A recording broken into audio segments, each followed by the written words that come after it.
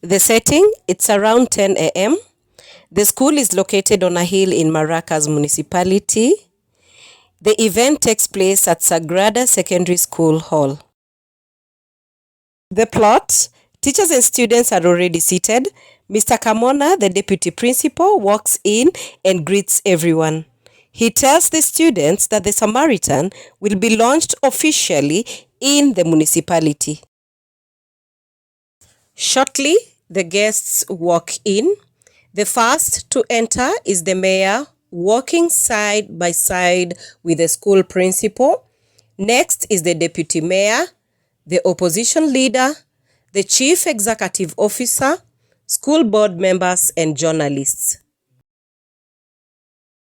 The school principal welcomes everyone and explains the purpose of the ceremony: to launch the Samaritan and to award its creators, Alvita and Montano.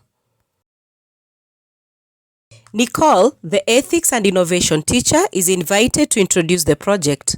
She says she is most humbled to introduce an innovation that has captured the imagination of the municipality. She invites Alvita and Montano. Montano, through a play within a play, takes us to 50 years into the future, whereby he says that we have unemployed graduates. He sees a future that is bleak and that the city stinks because it hardly rains and there is climate change. Alvita, on the other hand, sees a future that is completely different from Montano's.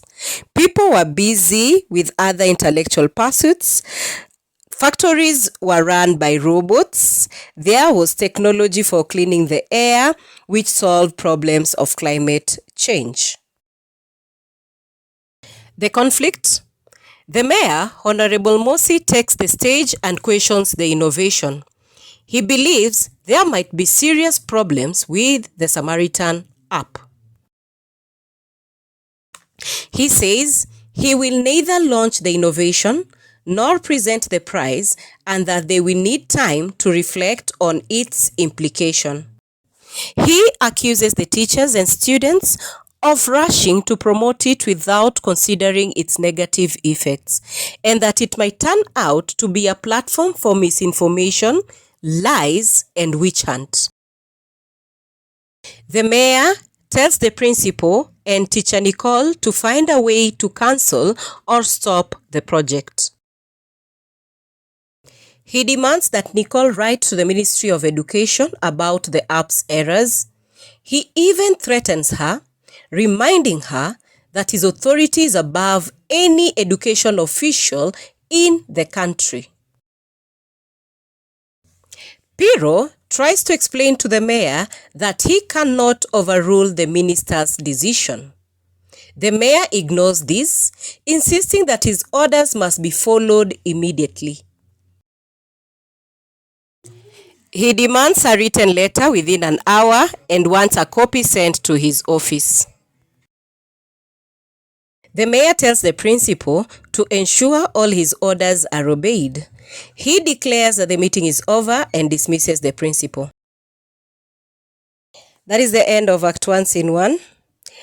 Guys, do not forget to like, share, and subscribe to this channel.